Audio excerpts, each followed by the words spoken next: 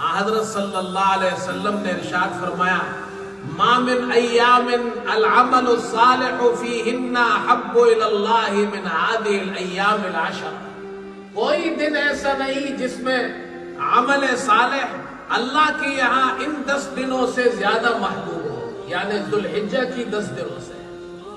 اللہ کے یہاں سال میں 365 دن ہیں، ان 365 دنوں میں یہ 10 دن اللہ کے یہاں ان میں عمل کرنا سال کے دیگر 355 دن سے زیادہ افضل ہے۔ اس لیے ان دنوں میں زیادہ عمل نیک اعمال کرنے چاہیے، اس کا اجر بڑھ جاتا ہے۔ اب جب یہ مہینہ شروع ہوتا ہے تو عام طور پر لوگ آ کر سوال کرتے ہیں کہ امام صاحب ہم کیا نیک عمل کریں؟ تو ایک بات تو یہ یاد رکھیں، جو بھی نیک عمل آپ سے ہو سکتا ہے نفلی اعمال وہ کیجئے۔ نفلی نماز ہے، روزہ ہے، ذکر ہے، قرآن کی تلاوت ہے، صدقہ خیرات ہے، زیادہ سے زیادہ کیجئے۔ اور کچھ اعمال ایسے ہیں جن کا ذکر احادیث میں آیا ہے، وہ ان 10 دنوں میں کرنے چاہیے۔ وہ 4 اعمال ان 10 دنوں میں مسنون ہیں۔ ان 4 میں سے پہلا عمل ہے اللہ کا ذکر۔ حضرت صلی اللہ علیہ وسلم نے ان 10 دنوں کے بارے میں خاص طور پر ارشاد فرمایا فَأَكْثِرُوا فِيهِنَّ مِنَ التَّحْلِيلِ وَالتَّحْمِيدِ وَالتَّسْبِيحِ وَالتَّكْبِيرِ، ان 10 دنوں میں تحلیل یعنی لا الہ الا اللہ،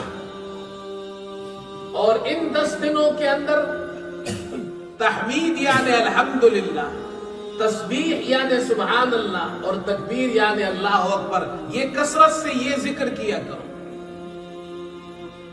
اب یہ عرفے کا دن جب آئے گا 9 ذی الحجہ کو، تو ہر نماز کے بعد ہم تکبیرات تشریق پڑھتے ہیں، ایک مرتبہ پڑھنا واجب ہے۔ لیکن ان 10 دنوں کے اندر بھی تکبیرات پڑھنی چاہیے، تسبیحات پڑھنی چاہیے۔ صحابہ اکرام بازاروں میں جا کر تکبیرات پڑھا کرتے تھے۔ تو ان 10 دنوں کے اندر ایک نیک عمل جو مسنون ہے وہ یہ ہے کہ تکبیرات، تسبیحات، سبحان اللہ والحمدللہ، لا الہ الا اللہ، واللہ اکبر، اسی طرح تکبیرات اللہ اکبر، اللہ اکبر، لا الہ الا اللہ، واللہ اکبر، اللہ اکبر وللہ الحمد، چلتے پھرتے پڑھا کرے۔ ان 10 دنوں میں اس کو وظیفہ بنا لیں۔ دوسرا نیک عمل اور مسنون عمل حدیث میں آتا ہے، حضرت صلی اللہ علیہ وسلم نے ارشاد فرمایا کہ ذو الحجہ کا مہینہ داخل ہو جائے اور تم میں سے کوئی شخص قربانی کا ارادہ کرے، اذا دخل العشر واراد بعضكم ان يضحي فلا يمس من شعره وبشره شيئا، تو وہ اپنے بال اور ناخن نہ کاٹے۔ یہ مسنون عمل ہے۔ ان 10 دنوں میں جب یہ ذو الحجہ کا مہینہ داخل ہو گیا اور جس کا قربانی کا ارادہ ہے وہ بال ناخن نہ کاٹے۔ یہ تشبہ بالحجاج ہے، حجاج کے ساتھ مشابہت کا حکم دیا گیا ہے۔ یہ مسنون عمل ہے، مستحب ہے۔ حاجی جب احرام میں ہو تو اس کے لیے تو بال کاٹنا، ناخن کاٹنا جائز نہیں ہے۔ ہم ان کی مشابہت کرتے ہیں، ہمارے لیے مسنون ہے اور ہمارے لیے یہ مستحب عمل ہے۔ حجاج اکرام جب احرام پہن لیتے ہیں تو ان کا وظیفہ کیا ہوتا ہے؟ تلبیہ پڑھتے ہیں۔ اور جو حاجی نہیں ہے ان کا وظیفہ کیا ہے؟ وہ ان دنوں میں تکبیرات پڑھے۔ وہ بال ناخن نہیں کاٹتے ہیں، ہم بھی نہیں کاٹتے، ان کی مشابہت کرتے ہیں۔ اللہ کو مشابہت بھی بڑی پسند ہے، تم ان جیسی مشابہت اختیار کرو۔ اللہ تعالیٰ جب ان پر اپنی رحمتیں برسائے گا تو اپنے فضل سے ہم پر بھی برسا دے گا۔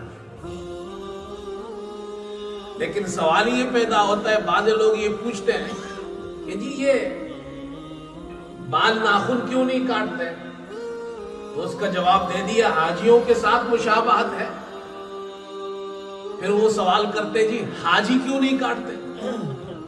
حاجی بال نہیں کاٹتے، ناخن نہیں کاٹتے۔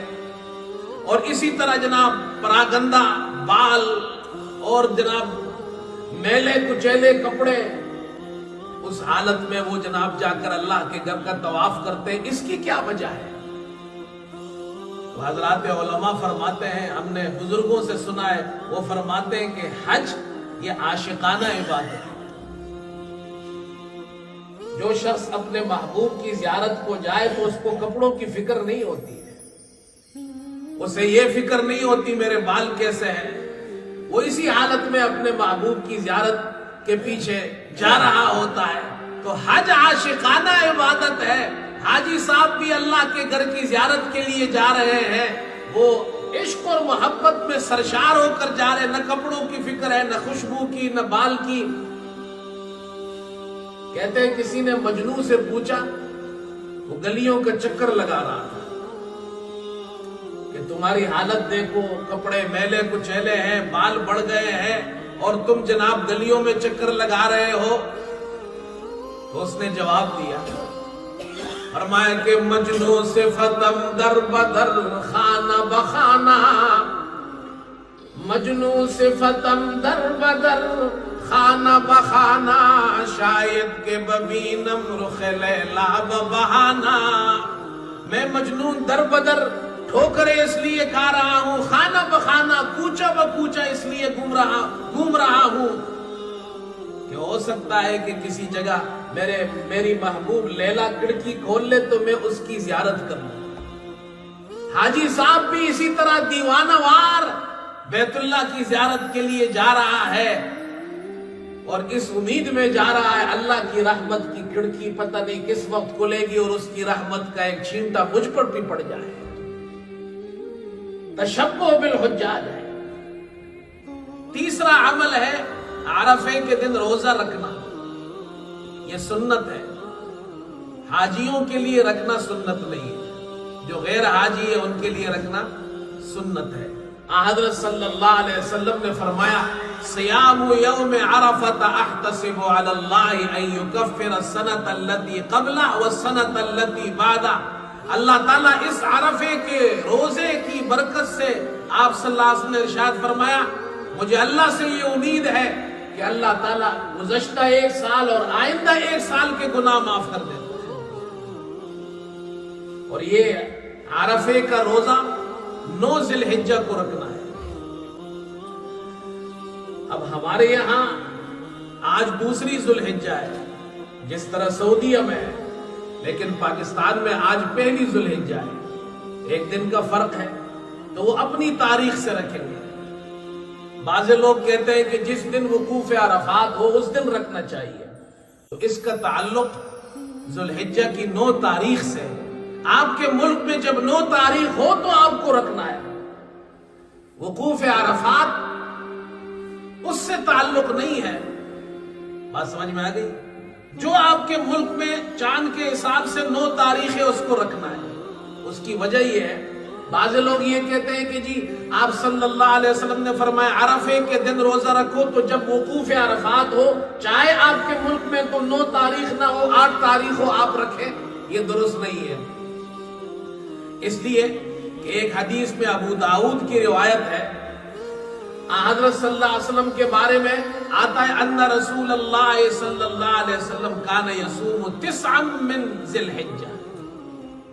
حضرت صلی اللہ علیہ وسلم ذی الحجہ کی 9 تاریخ کو روزہ رکھتے تھے، یعنی جب آپ مدینے میں تھے تو 9 تاریخ کو رکھتے تھے۔ معلوم ہو گیا اس کا تعلق 9 تاریخ سے ہے۔ اور میں تو یہ کہتا ہوں بھائی، اگر آپ کے ملک میں 9 تاریخ ایک دن بعد میں آ رہی ہے تو آپ 8 کو بھی رکھ لیں، جب سعودیہ میں وقوف عرفہ ہوگا اور 9 کو بھی رکھ لیں، زیادہ رکھیں گے زیادہ ثواب ہوگا، رکھنا تو منع نہیں ہے۔ امام ابن سیرین رحمت اللہ علیہ کے بارے میں آتا ہے، ذی الحجہ کے 9 دنوں کا روزہ رکھتے تھے، تو منع تو ہے نہیں۔ تیسرا عمل یہ، چوتھا عمل یہ ہے، جو عرفے کا دن ہے اس کی ایک خاص دعا حضور صلی اللہ علیہ وسلم نے ہمیں بتائی ہے۔ فرمایا، خیر الدعاء دعاء یوم عرفہ، سب سے بہترین دعا عرفے کے دن کی دعا ہے۔ وَخَيْرُ مَا قُلْتُ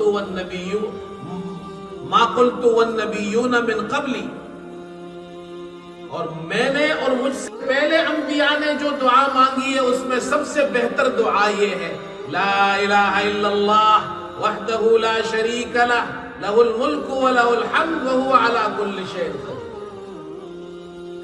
خیر الدعاء دعاء یوم عرفہ، عرفے کے دن کی دعا سب سے بہتر دعا ہے، اور آپ نے فرمایا میں نے اور مجھ سے پہلے انبیاء نے جو دعا مانگی ہے اس میں بہترین دعا یہ ہے، لا الہ الا اللہ وحدہ لا شریک لہ لہ الملک ولہ الحمد وہو علی کل شیء قدیر۔